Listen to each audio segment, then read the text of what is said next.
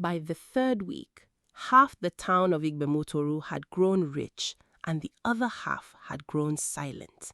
And nobody, not even the silent ones, could explain why. A fisherman who used to sing louder than the church bell woke up one morning and opened his mouth to call his wife, and nothing came out. Not a whisper, not a breath of sound.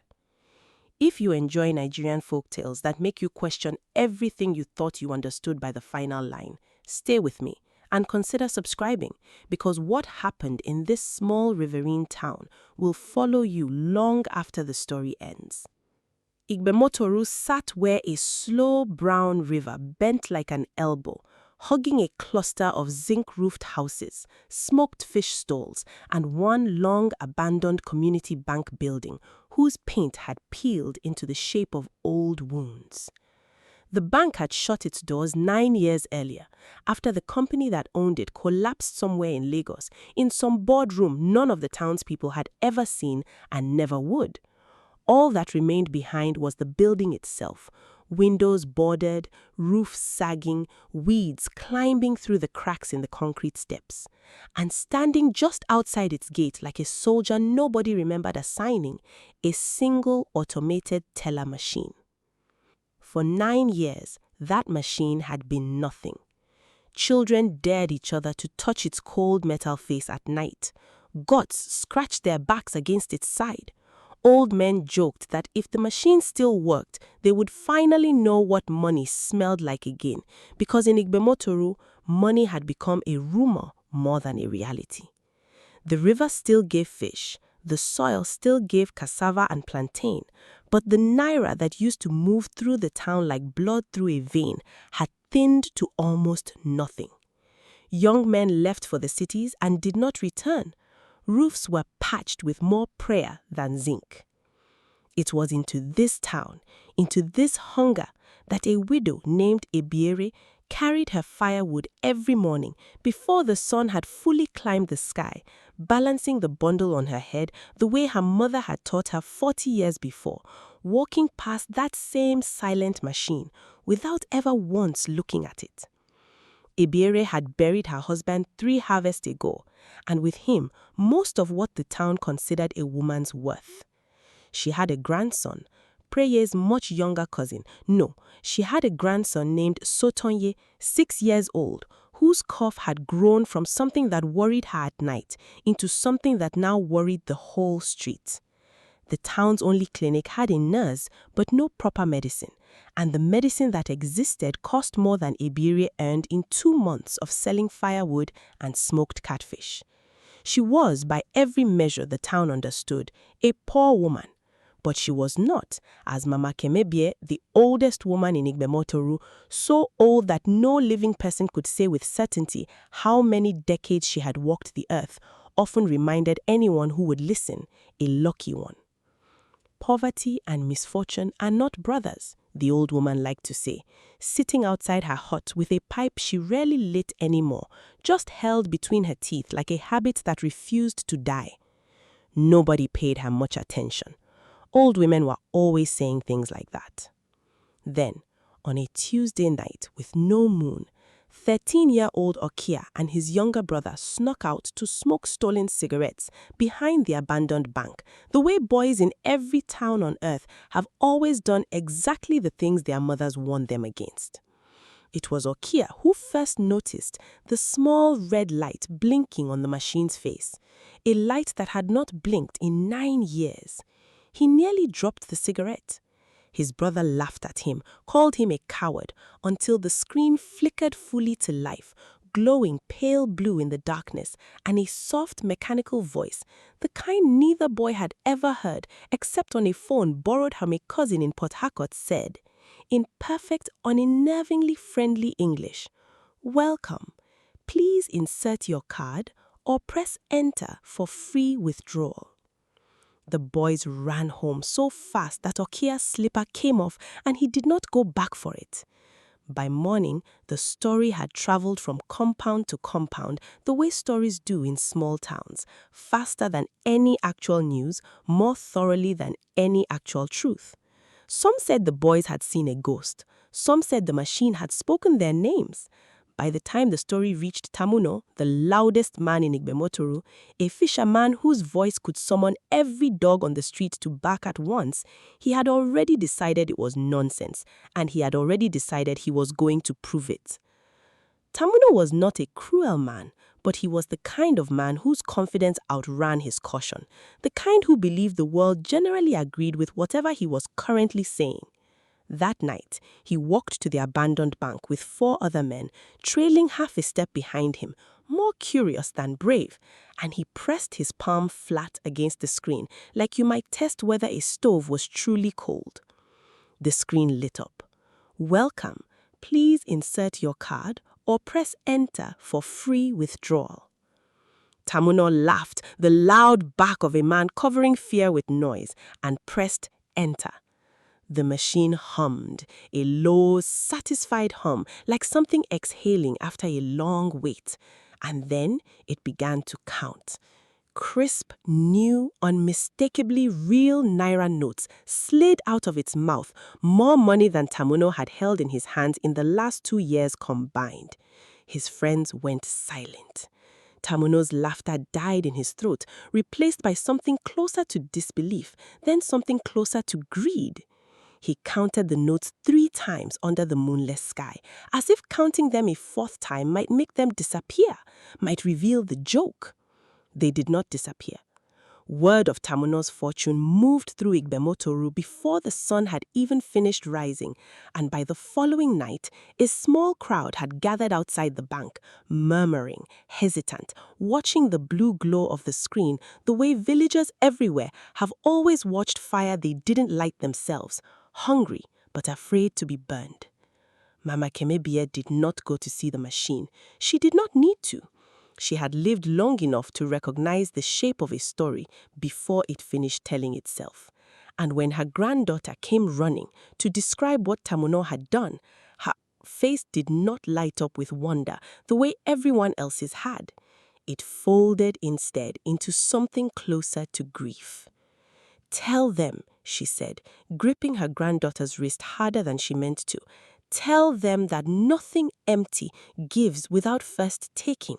Nothing, not the river, not the soil, not a machine that slept for 9 years and now wakes hungry." Her granddaughter did tell them. Nobody listened. In fact, several of the young men laughed about it over palm wine that same night, imitating the old woman's trembling voice, and one of them, a boy named Diseye, who farmed a small stretch of cassava and plantain along the river bank his father had left him, said that old women always warned against the very things that might finally fix a poor man's life. He said it lightly, the way you say something you don't yet believe could be dangerous. 3 nights later, he went to the machine himself and pressed enter. Within a week, nearly a third of Igbomotoru had visited the ATM at least once. Roofs began to change. A man who had been wearing the same threadbare singlet for 2 dry seasons appeared in a new pair of trousers. Children who had gone to bed with only gari and pepper soup now had biscuits, real biscuits from the city, wrappers crinkling in their small, excited hands. For a few days, Igbomotoru felt like a town remembering what happiness tasted like. And then, Tamuno stopped speaking. It happened slowly enough that at first, his wife assumed he was simply tired, or sulking about something she'd said, the way husbands sometimes go quiet out of stubbornness rather than illness. But by the 3rd day of complete silence, of Tamuno opening his mouth and producing nothing but breath, of him gesturing frantically at his throat with wide, frightened eyes, his wife carried him to the clinic herself, half dragging his big fisherman's frame down the dirt road while he tried, uselessly, desperately, to scream. The nurse found nothing wrong. His throat was clear. His breathing was normal. By every measure medicine understood, Tamuno was a perfectly healthy man who, simply, inexplicably, could no longer make a sound. The town whispered about it for 2 days before anyone dared connect it to the machine. It was Mama Kemebaye who said it plainly in the market, in front of enough people that the words could not be unheard. She gave his voice to that thing, she said. He asked for money, and it took the loudest part of him in payment. You cannot see what you traded until it is already gone. People laughed nervously. People argued. But that same week, a woman named Belema, who had gone to the ATM twice and used the sudden windfall to finally repair her family's roof before the rains came, walked into her own compound and stood staring blankly at her 3 children playing in the dirt, as if she were looking at 3 strangers who had wandered into her yard uninvited. Her eldest daughter ran to her, calling, "Mama, Mama," and Belema only tilted her head politely, the way you might respond to a child you did not know, and asked her whose children these were and where their mother had gone. By nightfall, the whole street had heard her scream. Not Belema's scream, but her husband's, when he came home from the fishing boats and understood in the space of a single terrible conversation that her wife no longer knew their children's names and did not appear to be pretending.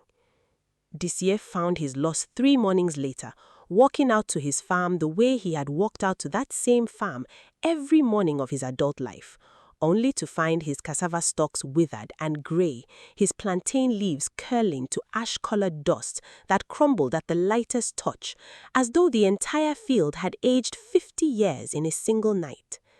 He fell to his knees in the dirt and wept the way men in Igbomotoru were not supposed to weep in daylight, in front of anyone who might be watching, because the land his father had left him, the only inheritance he had ever been given, was gone, and no rain, no prayer to any god he knew the name of would bring it back.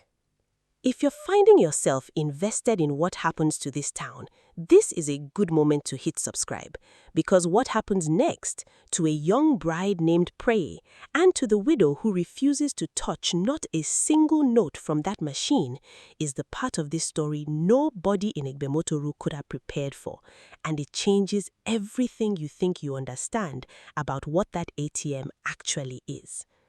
Preye was 17 and had been married only 4 months to a quiet, gentle young man named Kelvin, who walked the river with his father and had a habit of humming under his breath whenever he mended nets, a small private song that she had grown to love falling asleep to when she heard about the machine, about the biscuits and new trousers and repaired roofs appearing across town. She did not go herself. It was Kelvin who went, quietly, without telling her, wanting to surprise her young wife with something better than what he could currently give her. A real bed, perhaps, or proper pots for her kitchen, small dreams that a poor fisherman's son carries close to his chest. He pressed enter on Thursday night. He came home with more money than he had ever held, grinning, already imagining her face when he told her. By Friday morning, Kelvin was gone. Not dead. There was no body, no explanation, no argument the night before, nothing a single soul in Igbomotoru could point to. His mat was simply empty. His fishing net still hung drying on its usual hook. His slippers still sat by the door. But Kelvin himself had vanished as completely as if he had never been born into that compound at all. And stranger still, when Preye ran screaming through the town asking if anyone had seen her husband, several people, his own father among them, looked at her with confused, almost pitying expressions and asked her who exactly she was talking about. It was as if the machine had not merely taken Kelvin from the town, it had begun, slowly, to take the town's memory of him too. Panic, real panic, finally arrived in Igbomotoru the way it always eventually arrives in stories like this one, too late for the people who had already paid, and only barely in time, if at all, for everyone else. The abandoned bank's gate was pushed shut by a group of frightened men. Someone tied a rope across it. Someone else painted a warning across the wall in red, misspelled and desperate. And yet, that same night, under cover of darkness, 3 more people slipped past the rope anyway, because fear of a curse and fear of continued poverty are not equal fears in a town that has been hungry for 9 straight years, and hunger in the end, is a very patient kind of liar. Through all of this, Ebiere never once approached the machine. It was not that she didn't understand what it offered. Sotonye's cough had grown worse. Some nights she sat beside his small mat listening to his chest rattle like dry beans in a gourd, and she thought in the darkest, most honest part of herself about how easily a handful of those crisp notes could buy the medicine the clinic didn't stock, could pay for a proper doctor in the bigger town 2 hours upriver, and perhaps save the only family she had left in this world. She thought about it more than once. She sat with the thought the way you sit with a hot coal, turning it over carefully, feeling its heat without letting it burn her. But she remembered something her late husband used to say, something he had learned from his own grandfather, a fisherman who drowned in strange, calm waters under circumstances the old people still refused to fully explain, that anything offered without a visible cost was not a gift, it was a hook. And the fish that swallows a hook whole never gets to decide when the line goes tight. So while half the town whispered her name, some calling her foolish, some calling her stubborn, a few quietly calling her wise, Ebiere kept walking past the machine every morning with her firewood balanced on her head, and every night she sat beside her coughing grandson and told him stories instead of promises, because stories, at least, she understood the price of. It was Mama Kemebaye who came to her one evening, walking slowly with a stick she didn't strictly need, and sat outside Ebiere's small compound without waiting to be invited, the way only the very old are permitted to do. "You have not gone to it," the old woman said. It was not a question. "I have thought about it," Ebiere admitted, because there was no use lying to Mama Kemebaye, who could apparently smell a lie the way other people smelled rain coming. "Every night I have thought about it." "But you have not gone?" "What would I lose, Mama? Tamuno lost his voice. Belema lost her children's names in her own mouth. Disie lost his land. Preye lost her husband, and half this town seems to be forgetting he ever existed at all. What is left in a poor widow's life that such a thing could take from her that I have not already had taken?" Mama Kemebaye was quiet for a long moment, long enough that Ebiere thought perhaps she had offended the old woman, or worse, that the old woman had simply drifted into the private silences that sometimes claim the very elderly mid-conversation. But then Mama Kemebaye spoke again, and her voice had dropped into something lower, older, more careful. "You still have your grandson's name in your mouth every morning when you wake him. You still have your husband's voice in your memory when you tell his stories at night. You still have your own hands, honest hands, that have never once reached for what was not earned. Do not ask what is left to lose, daughter. That thing beneath the machine does not ask what is left. It only asks what you are still foolish enough to offer." "Beneath the machine?" Ebiere repeated slowly. "What do you mean, beneath it?" And this was the question that would eventually unravel everything. Mama Kemebaye told her, in pieces, the way very old stories are always told, that the bank had not been built on empty land. Long before the bank, long before the town had a proper name written on any government map, there had stood on that same patch of ground a small shrine tended for generations by a line of priestesses whose duty was not worship exactly, but balance, an old agreement between the town and something that lived in the soil there, something that had allowed the land to be fertile, the river to be generous, the town to survive droughts that emptied neighboring villages, in exchange for a yearly offering, modest and freely given, never taken by force. The last priestess died without a successor, some 60 years earlier, during a period when the new church in town had convinced most families that such old agreements were shameful, backward, something to be abandoned in favor of newer promises. The shrine was left untended, the offerings stopped. And a generation later, when a bank was built on that same convenient cleared patch of ground, nobody living remembered or wanted to remember what had once stood there and what had once been owed. The bank failed within a decade, Mama Kemebie said. You think that was only bad business? Perhaps, maybe not. But whatever slept beneath that ground did not go away simply because the roof above it changed. It only waited. And now it has found a new way to be fed, through a machine that speaks kindly and gives freely, the same way it once received its offerings freely. Except now, it does not wait for what people choose to give. Now, it simply takes what it decides it is owed.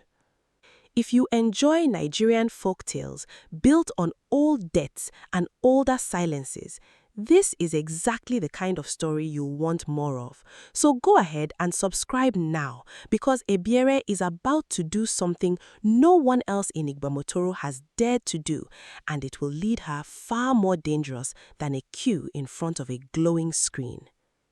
Ebiere did not sleep that night.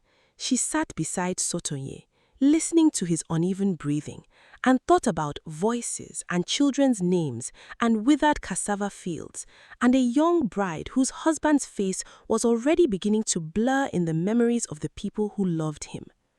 By the time the sky began to lighten toward morning, she had made a decision that even she was not entirely sure was wise, only that it felt, somewhere deep beneath her ribs, necessary.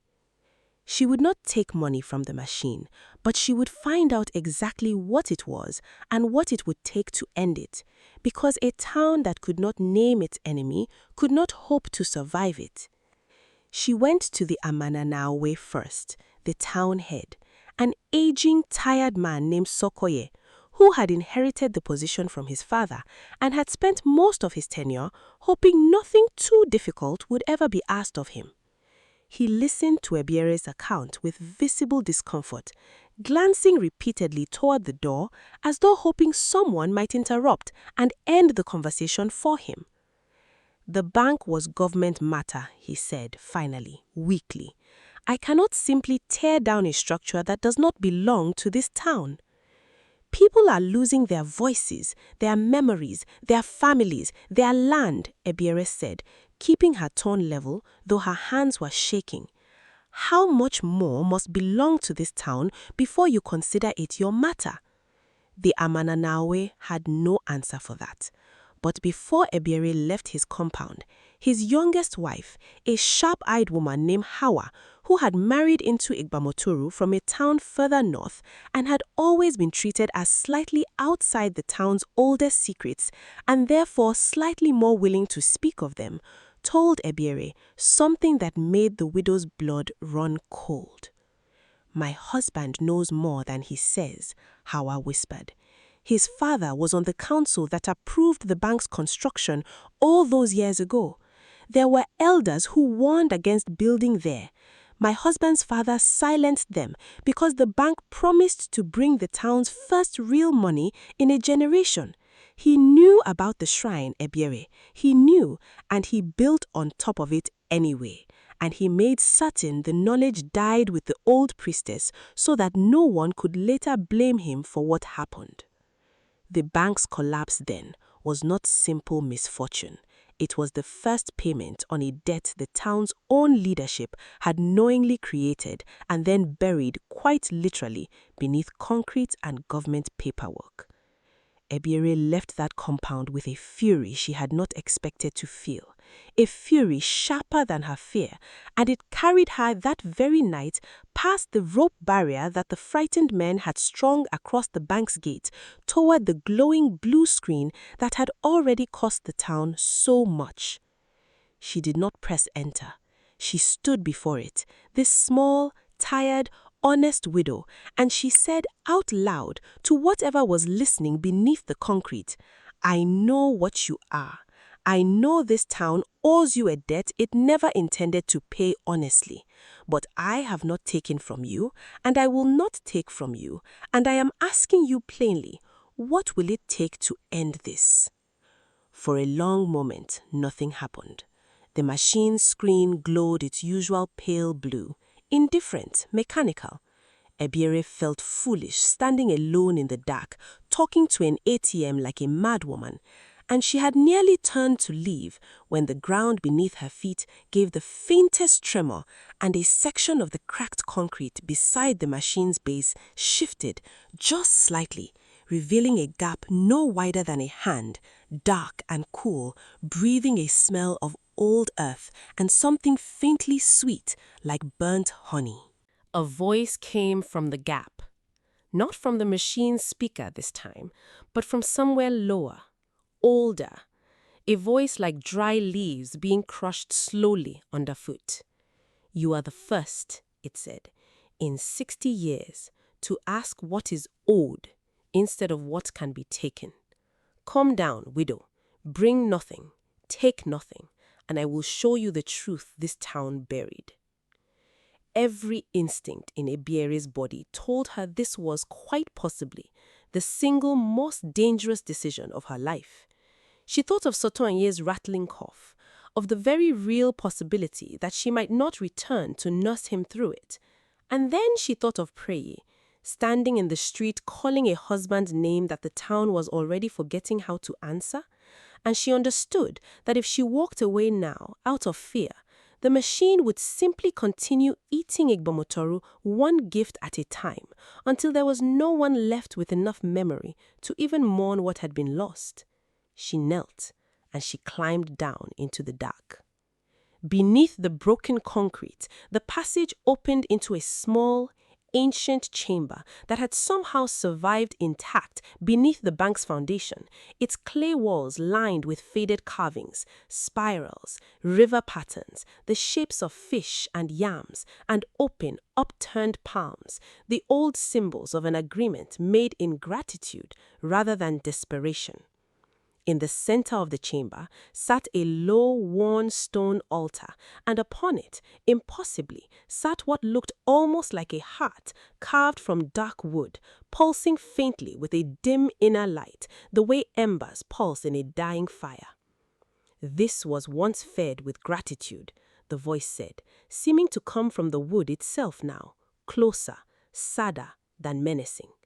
A yam from the first harvest, a fish from the first catch, small things freely given because the people remembered that nothing grows from empty ground.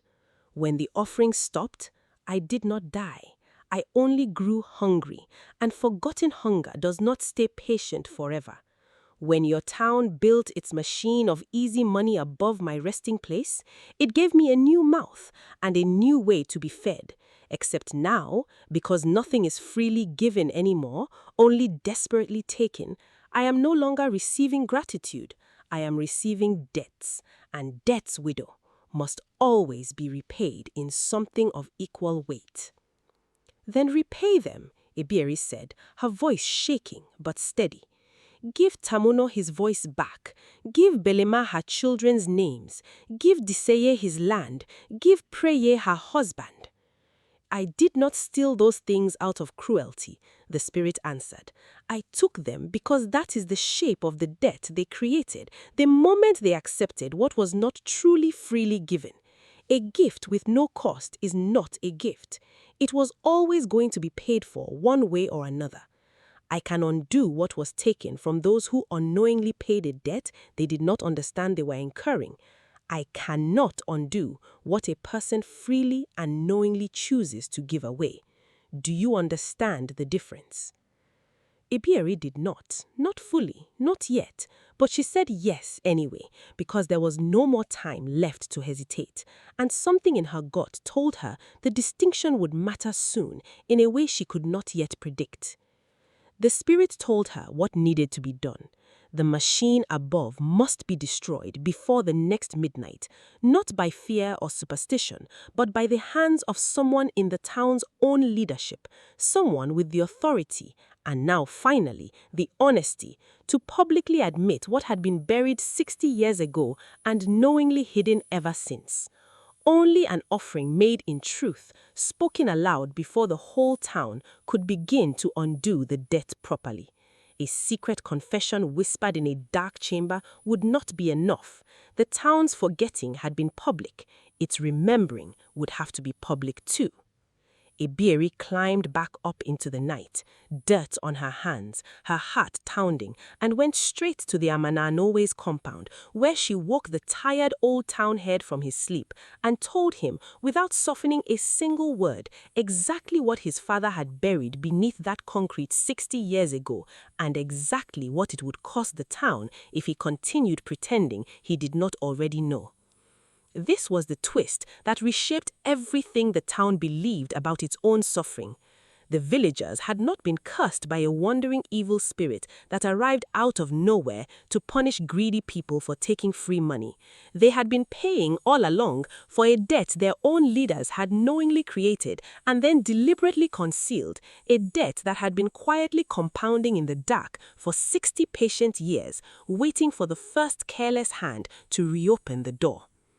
The Amananowe, to his credit, or perhaps simply out of the particular fear that comes from being cornered by an old woman's daughter carrying dirt from a spirit's own chamber on her hands at midnight, agreed to speak. At dawn, he called the town together in the market square, and in front of Tamuno, who could only stand there mute and listening with tears on his face, and Belema, who watched her own children play nearby without recognizing them, and Diseye, whose withered field lay visible just beyond the square, and Preye, who stood at the very front, hollow-eyed, still waiting for a husband the town was slowly forgetting how to answer. The Amananowe told the truth. His father had known about the shrine. His father had built over it. His father had silenced the elders who objected and had let the knowledge die rather than risk the bank's profits. The bank's failure 9 years ago likely was the shrine's first quiet warning, and the town, understanding nothing, had simply waited for something new to rise from the same cursed ground, never suspecting it would be an ATM instead of another bank. The square fell into a heavy, complicated silence. Grief and anger and shame all tangled together. The particular silence of a community realizing its wounds were partly self-inflicted. It was Ebiere who spoke next, standing beside the trembling townhead, her voice carrying further than she expected in the still morning air. She told them about the chamber, the wooden heart, the offer she had made. She told them what needed to happen before midnight.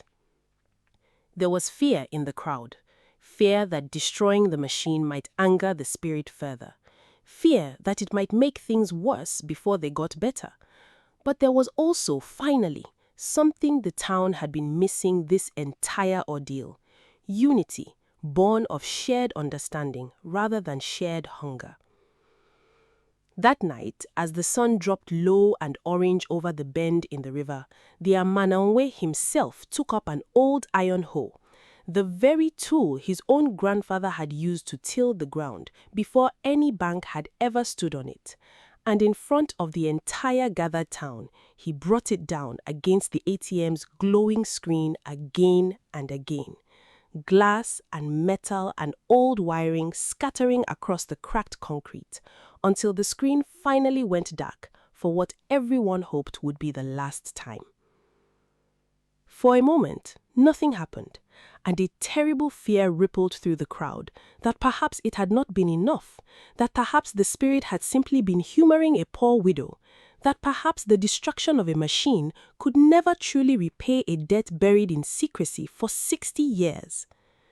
Then, Tamuno, standing near the front with his hand pressed uselessly to his own throat out of old habit, felt something shift in his chest, a warmth climbing up from his lungs into his throat, and when his wife, startled, asked him if he was all right, Tamuno answered her, not with a gesture, not with frantic pointing, but with his own voice, cracked and hoarse from disuse, but undeniably and gloriously his own, and he wept and laughed at the same time, the way only a man who has just gotten something he thought was gone forever can do.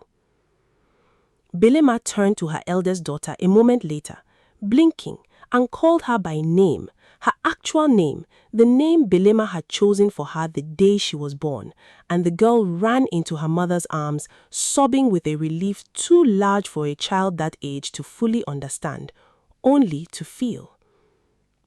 Diseye's field did not turn green overnight. Some deaths, the spirit had warned, took longer to fully unwind than others. But by the following week, the first pale green shoots had begun pushing up through the ash-grey soil, tentative but real, proof that whatever had been done was already beginning to be undone. And Preye stood at the edge of the square long after the crowd had begun to disperse, staring at the darkened, broken machine, waiting, praying, refusing to move, until the sound of familiar, uneven footsteps came shuffling down the dirt road behind her, and she turned to see Kelvin, confused, exhausted, blinking as though he had just woken from an unnaturally long and dreamless sleep, asking her, in a voice thick with disorientation, why everyone in the square was staring at him like he'd returned from the dead. The town wept and laughed and embraced that evening in a way Igbomotoru had not done in years, a joy made sharper by how narrowly it had almost been lost entirely. But there was one thing the spirit's bargain had made clear, one thing that could not simply be undone by public confession and a broken machine, and it was the final twist Ebiere had understood and chosen quietly not to burden the town with until it was already settled. The spirit had said it plainly. What was taken unknowingly could be returned. What was freely and knowingly given could not. Ebiere's own offering, her years, her promise to tend the shrine, to bring the first yam and the first fish, to teach her grandson what the town must never again forget, had been made with full understanding, freely, honestly. That gift, unlike the others, would not be returned to her. It remained exactly what she had intended it to be, paid and permanent, and her own to carry. She never told the town what it had truly cost her to walk into that chamber. She let them believe, mostly, that the debt had simply been settled through public confession and an old machine reduced to broken glass, because that was an easier story for a grieving, relieved community to hold on to than the quieter truth that someone had to actually pay, honestly and completely, for a town's forgetting, and that the person willing to do so was in the end the very woman who had wanted nothing from the machine in the first place. Every new moon after that, without fail, without complaint, without ever once asking anyone to notice, Ebiere walked out to the ruins of that old bank at dusk, knelt beside the shattered concrete where the passage had long since been resealed with fresh clay by the town's own hands, and left there a single yam, a single fish, and a quiet word of thanks spoken to ground that had, after 60 years of being forgotten, finally been remembered by someone who understood exactly what remembering was worth. Sotonye's cough in time faded, not through any spirit bargain, but through an ordinary doctor's ordinary medicine, paid for eventually through ordinary, honestly earned money, the slow and unremarkable way that most good things in life are actually paid for. He grew up hearing his grandmother's stories every night, and though she never told him the full weight of what she had promised beneath that ground, she made certain, from his earliest years, that one thing clearly enough to carry it forward himself, that nothing worth having ever truly comes free, and the people who understand that best are rarely the ones who end up paying the highest price for forgetting it. Igbomotoru rebuilt, slowly, honestly, the way towns are meant to rebuild, not overnight, not through any glowing machine's false promise, but through fishing boats going out at dawn and cassava fields turning green again, season by patient season. And on quiet nights, when the wind moved just right through the ruins of that old bank, some of the older residents swore they could still hear, faintly, the sound of dry leaves crushing softly underfoot, patient, watchful, no longer hungry, simply waiting, the way all deaths always wait for the next generation to remember, what this one had finally painfully learned, that wealth gained without understanding its true source will always, eventually, ask to be repaid in full. If this story moved you, that quiet lesson that a debt ignored is not a debt erased is exactly the kind of Nigerian folktale I want to keep bringing you. So if you haven't already, subscribe now and tell me in the comments what you would have offered kneeling alone in that dark chamber if the choice had been yours to make.